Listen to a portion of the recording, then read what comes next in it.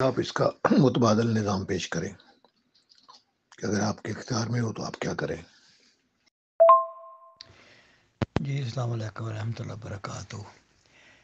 جی group ممبران یہ چیمہ صاحب کی گفتگو سنتے ہیں جو غنودگی کے عالم میں باتیں کرتے ہیں۔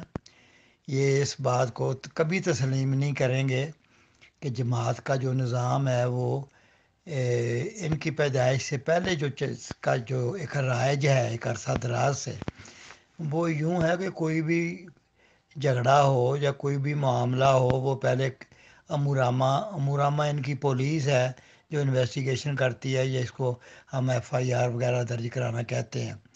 تو امورامہ اپنی رپورٹ تفتیش کی آگے قضاء کو بھیجتی ہے، تو قضاء میں پھر جا کے اس کے بھی 3 درجے ہیں۔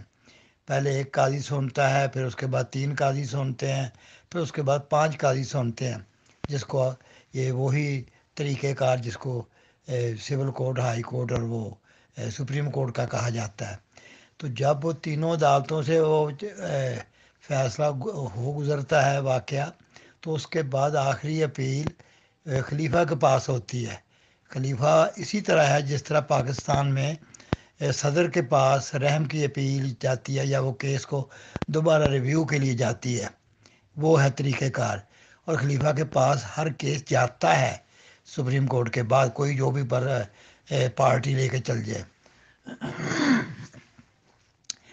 چیمہ صاحب کی مجبوری ہے کہ چیمہ صاحب کو جماعت نے، چیمہ صاحب نہیں اس کے علاوہ اور بھی بہت سے لوگ ہیں جن کو جماعت نے، وہ آپ کو مثال دوں کہ پاکستان میں عدالتوں کے باہر جھوٹے گواہ رکھے ہوتے ہیں۔ وہ جھوٹے گواہ ہوتے ہیں، کوئی بھی ان کو ہائر کر کے لے جا سکتا ہے کہ جی میں نے یہاں پہ گواہی دلانی ہے، تو جی وہ ان کو ہائر کر کے تو کوئی تھوڑی بہت پیمنٹ کر کے ان کو تو وہ گواہی دلا دے، کوئی بھی دلا سکتا ہے کہیں بھی۔ تو یہ وہ جھوٹے گواہ ہیں۔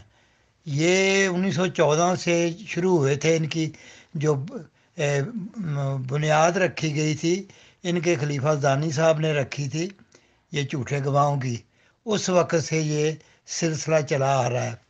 تو چیمہ صاحب کی مجبوری ہے، ان کو آپ کچھ نہ کہا کریں۔ ان کے بڑے باپ دادے بھی یہی کام کرتے آئے ہیں، یہ ان کا پروفیشن آبائی پروفیشن ہے ان کا، جو وراثت میں ملتا ہے۔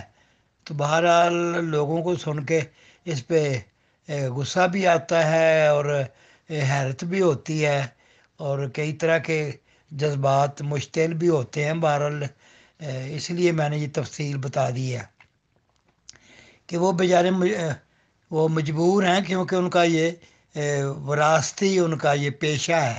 یہ ہوئے، وہ ججا ایک ہوا، اور یہ اسی طرح کا یہ کافی لوگ رکھے ہیں جماعت نے ان کاموں کے لیے، یا جو یہ گروپوں میں آتے ہیں، جو گروپوں میں آ کے وہ ایک وہ ناصر ویس ہے، اسی طرح کے لوگ جو ہیں کوہلی ٹائپ، تو یہ سارے وہ جھوٹے گواہ رکھے ہیں جماعت نے۔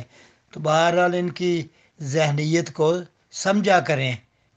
تو بہرحال یہ میں نے آپ کو تفصیل اس لیے بتا دی ہے کہ بھی میں نے تو ساری عمر گزاری ہے، چیمہ صاحب سے کہیں زیادہ میری عمر ہے، چیمہ صاحب تو کل پیدا ہو رہے ہیں۔